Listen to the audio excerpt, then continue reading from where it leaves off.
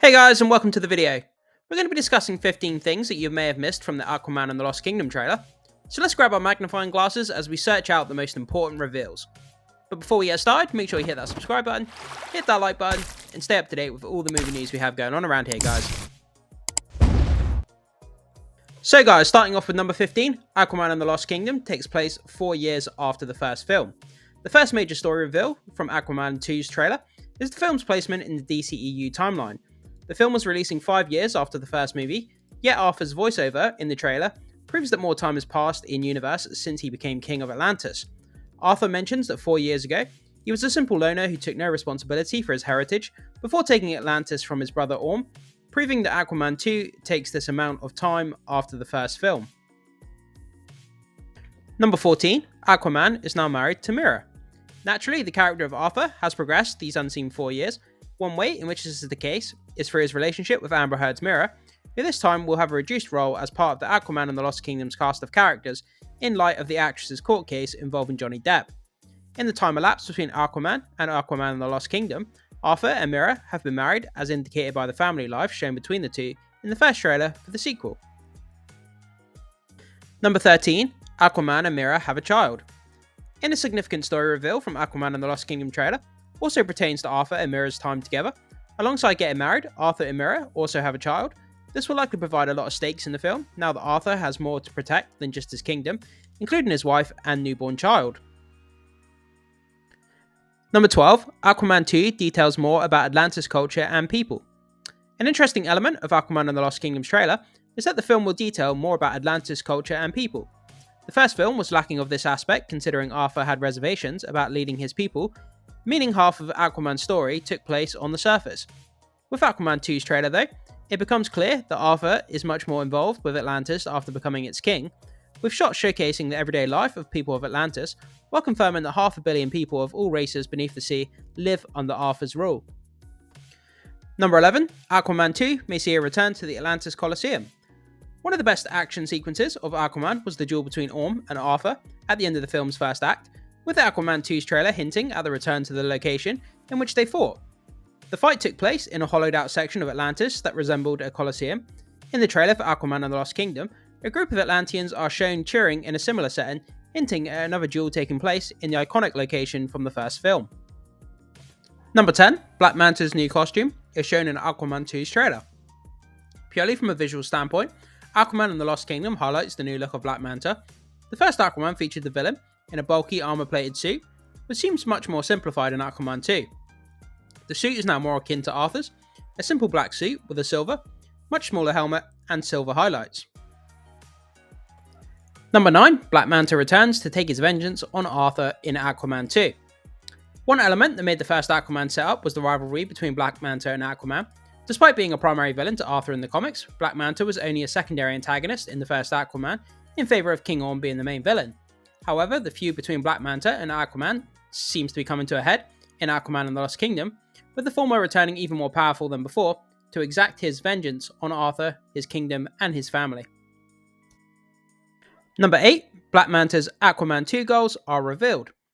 While there's likely more to it than Aquaman 2 trailer reveals, hints at Black Manta's overall goals are provided. After shots of his return as a credible threat to Aquaman and Atlantis, more details are revealed about what specifically Black Manta is seeking to achieve. Rather than wishing to rule Atlantis himself, Black Manta's goals are purely revenge-based. The villain wishes to kill everyone Arthur holds dear and burn his kingdom to the ground, as supported by Orm's comment that Manta wishes to end the bloodline of King Atlan. Number 7, Black Manta specifically targets Tamara Morrison's Thomas Curry. In the Aquaman the Lost Kingdom trailer, Black Manta has a voiceover stating that he will target Arthur's family and burn down his kingdom. This is accompanied by a shot of Aquaman running up to his father's pier, with Thomas Curry's house burning in the background. It seems that Thomas Curry could be a casualty of Black Manta early in the film, which spurs Arthur into action against Black Manta. Number 6, Arthur seeks out Orm's help in Aquaman and the Lost Kingdom. A major story reveal from Aquaman and the Lost Kingdom's trailer is how Arthur Number 6, Arthur seeks out Orm's help in Aquaman and the Lost Kingdom. A major story reveal from Aquaman and the Lost Kingdom's trailer is how Arthur retaliates to Black Manta's attack. Given that the film takes place 4 years after the first, the former king of Atlantis, Orm, seems to have suffered in exile. Despite this, Arthur seeks out Orm's aid against Black Manta, taking the estranged brothers on a seafaring kingdom discovery adventure in Aquaman the Lost Kingdom. Number 5. Orm has been imprisoned in Aquaman's Kingdom of the Deserters. After Aquaman 2 trailer story reveal that Arthur seeks out Orm's help, there are also hints as to where he's been imprisoned since he's been defeated at the end of the first movie. The shots of Arthur finding Orm and a few action sequences involving the two look as though they take place in the desert, sharing striking similarities to the Kingdom of the Deserters from the first Aquaman movie. Given Orm's power over water and his strength that comes from the sea, it would make sense that the Atlanteans to imprison him in the dry, arid wasteland of the Sahara Desert. Number 4. Aquaman gets a new stealth suit and Orm has one to match. During these sequences of Arthur recruiting Orm, the Aquaman 2 trailer debuts a new suit for the titular hero. The suit is similar in design to his iconic King of Atlantis costume, yet only completely black.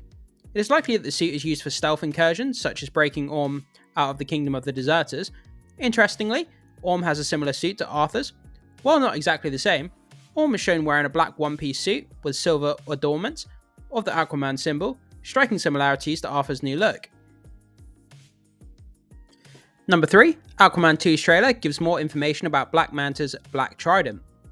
Undoubtedly, the biggest story reveal in the Aquaman 2 trailer concerns Black Manta, specifically how he has enough power to pose a threat to Arthur and Atlantis. In the trailer, Orm tells Arthur that Manta's new strength comes from the Black Trident, a weapon that existed during the reign of King Atlan.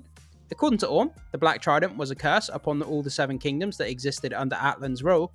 Queen Atlanta then gives more information on the Black Trident, stating that it possesses a dark magic. Interestingly, the Black Trident could be tied to the Trench, the evil, deep-sea dwelling creatures from the first Aquaman film. In the trailer for Aquaman and the Lost Kingdom, the creatures are shown attacking the film's heroes that look similar in design to the Trench from the first film. This time though, the creatures seem to be imbued with a green magic that looks to be emanating from Black Manta's trident. Number 2. Aquaman and the Lost Kingdom will contain sea monsters like the first movie. Despite Black Manta being the primary villain of Aquaman and the Lost Kingdom, the trailer for the film makes it clear that secondary antagonists will be prevalent like his predecessor. The main source for this will be giant sea monsters, which are shown at length in Aquaman 2's trailer. The sea monsters make it clear that the inventiveness, imagination and visual splendor for the first film, when concerning new creatures beneath the sea, will not be lost for the second installment of the Aquaman franchise. And finally guys, number 1, Aquaman 2 reveals much more about the 7 Kingdoms history. So finally, one of the more compelling aspects of Aquaman 2's trailer is the history revealed about the 7 Kingdoms. The trailer shows flashbacks to the reign of King Atlan when mentioning Black Manta's trident, and meaning more history about the trident ties into history of Atlantis and the other underwater kingdoms will be divulged in the film. A shot towards the end of Aquaman 2's trailer seems to take place during these flashbacks too, with a bigger trench-like creature with the green magic being shown. As evident by the first trailer, Aquaman and the Lost Kingdom will explore much more concerning the mythology of Arthur Curry's underwater world. So there we have it guys, 15 things you may have missed in the Aquaman 2 trailer. I hope you guys have enjoyed this video and I hope it's been informative for you guys, sort of to keep you up to date with what's going on in the franchise. Thank you so much for watching guys.